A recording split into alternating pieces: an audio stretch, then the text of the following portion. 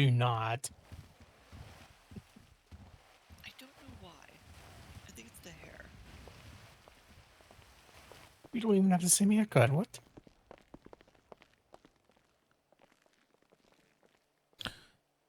Okay. So I've got coffee on the way. It's about that time. Let's see if you're washed. Okay, good. Of course not. All right. Criminal. Come on. All right. So, in the best of your ability, how did the conversation go yesterday? Not like word for word. And I can send it to you in text. Oh. Because he texted it to me. Okay.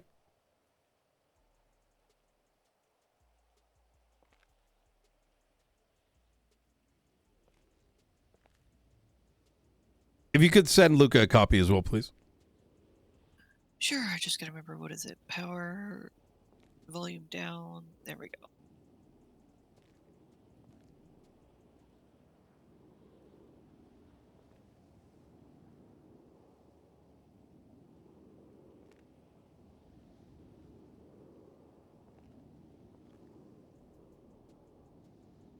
I try to get most everything in writing every time I can.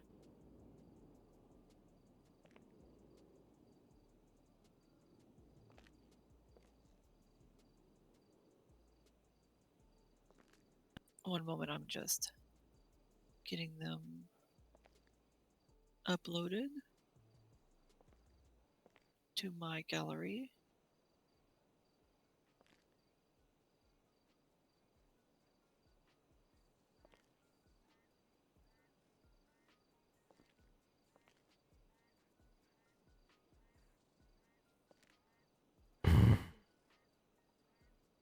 Wait, so you didn't speak in person?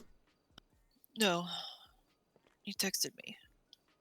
Luca, I don't have your... I just put myself in the lemon list. It basically came down to a little more confusion and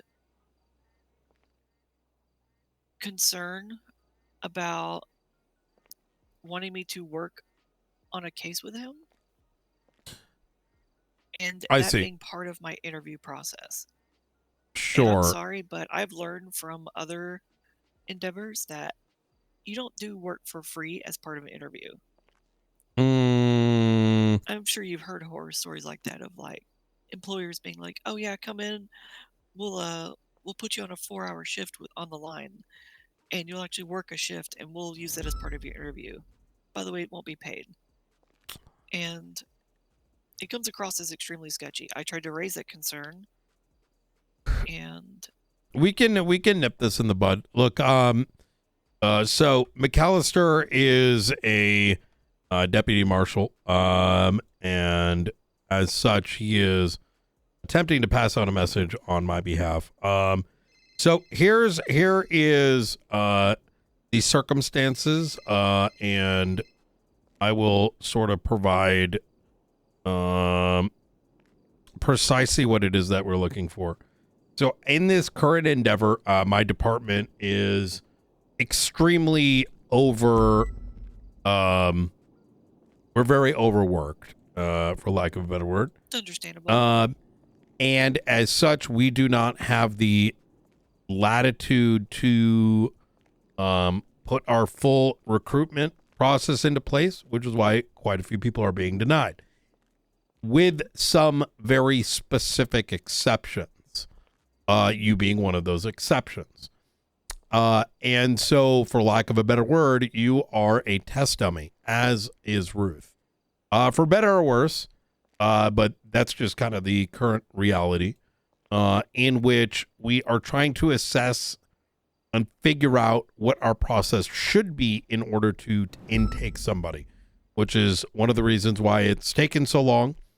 Not just the amount of lack of time that we have, but also because we're trying to ensure, as I am learning the problems that we have with the current officers, how to mitigate that as a part of the intake.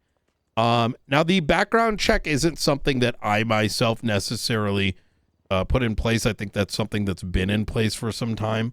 It makes sense, hence why we're keeping it. Step.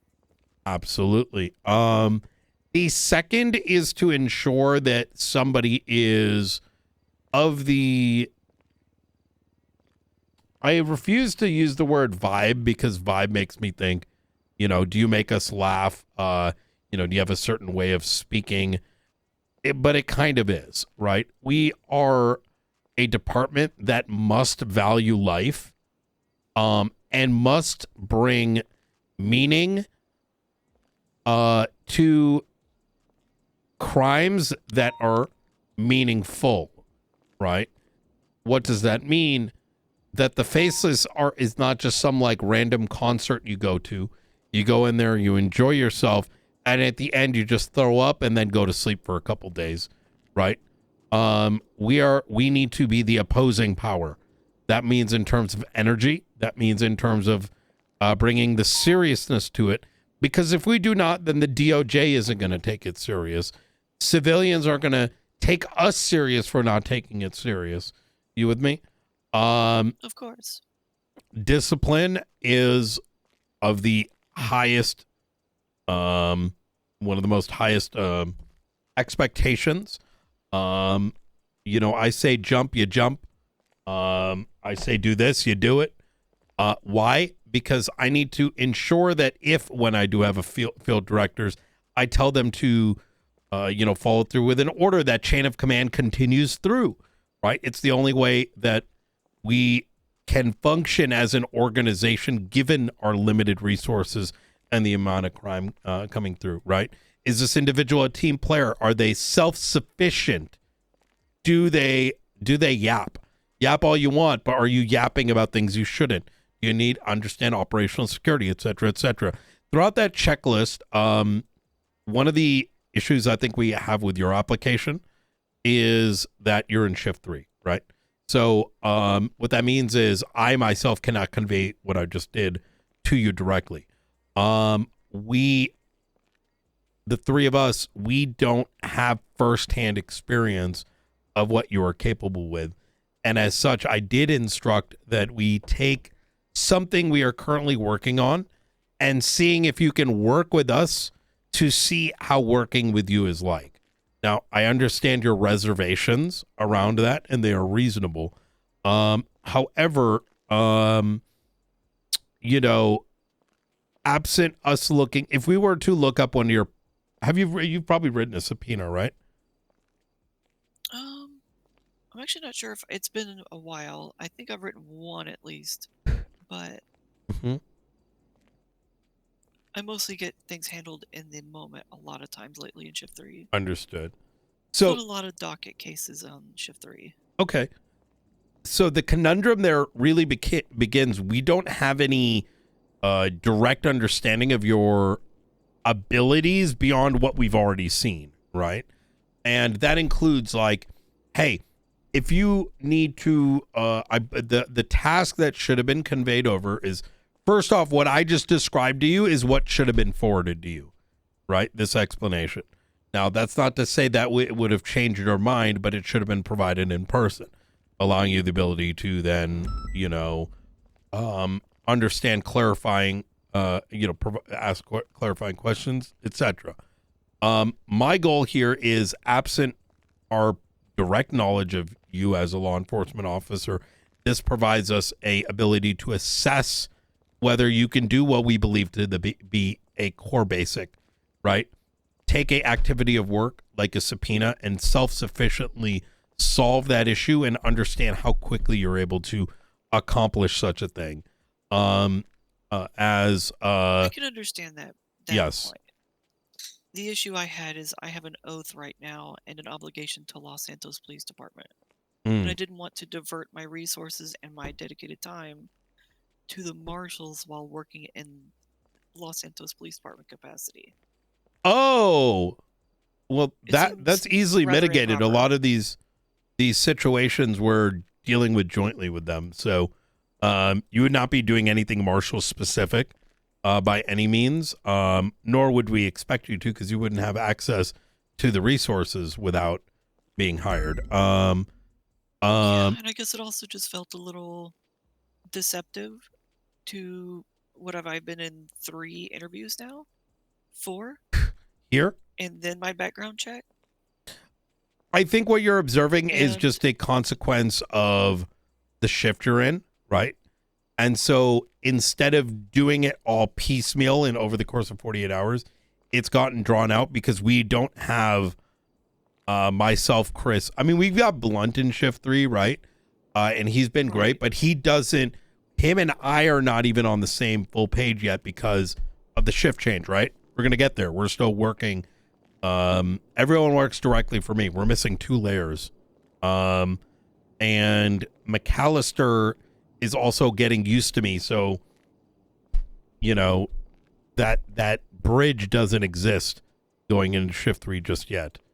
And I So, understand that. yeah. I hope you understand too just how off-putting the process feels after that last communication. I mean, I would love the idea of the Marshals still sounds fantastic. I'm just a little now. All of my red flags are going off. If you know what I mean. I do, absent the fact that, look, the reality is going to be that if you do join the Marshals at this stage, you are effectively going to be on an island if you're a shift 3 Marshal. And I expect it as such. yes, I've pretty much been operating as an island in shift 3 as an LSPD officer. yes. They kind of just leave me to be my own, Well, and I get my job done.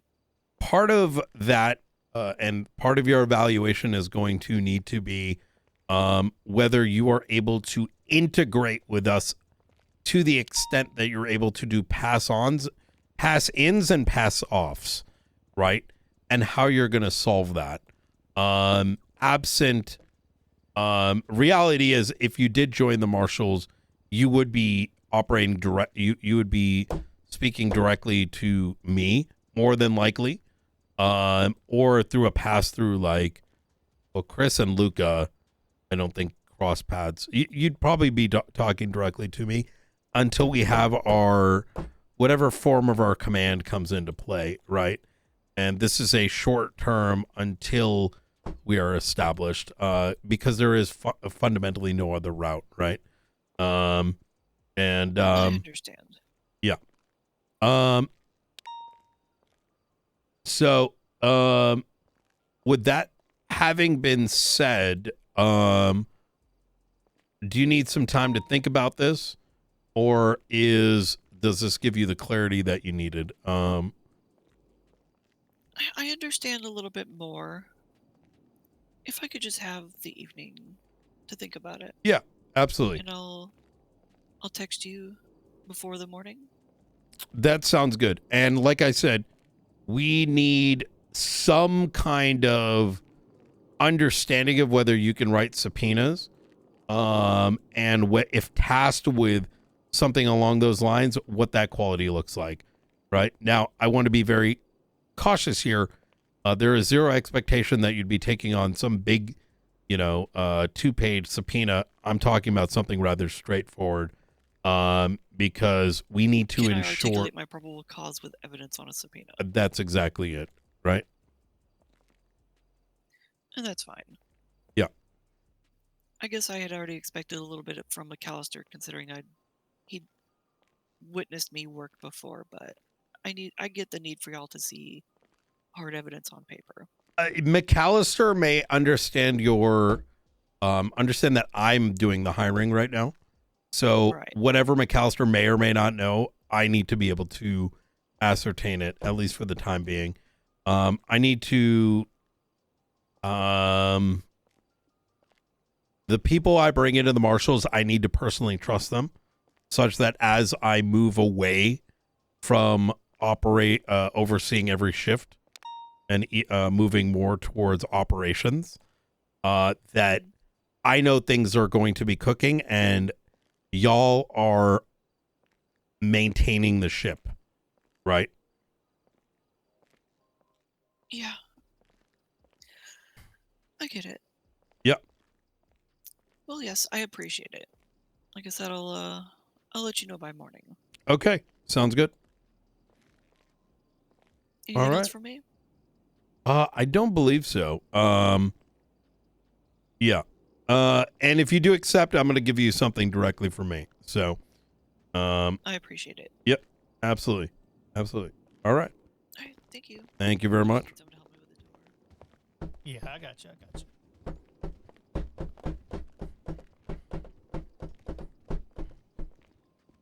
I mean, I read over what their communications are. It's not on McAllister at all. His communications are all professional and everything. Nothing crazy. Mm-hmm. I agree. Though I would say that I don't think it's on McAllister either. I do think there should have been a conversation in person, personally, in order to notate the whys and whatnot. That, once again, doesn't really fall on McAllister. It's just, he's not overseeing that shift anyways, right? I think the reality is it kind of lies on our shoulders, right? We need someone that is going to be around who is going to maintain shift 3, though I will say that how do I put this?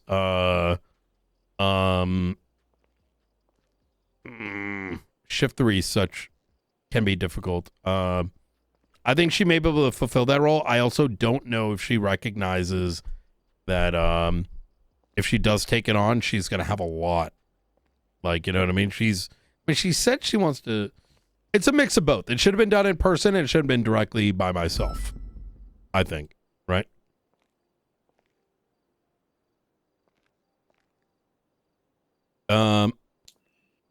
Yeah. All right. Ooh. Yeah, Go ahead, Chris. number one, it should have been done in person. Mm. But to me, it shows a little bit that McAllister doesn't fully understand your directives on things just yet. Maybe to some extent he does, but I mean not to the fullest extent. It's hard to ascertain it because he knows already. You know what I mean? Yeah. I understand it with 3, never mind. Yeah. Okay. I'm going to think about some coffee. Give me just like 30 seconds and then Yeah, you're good.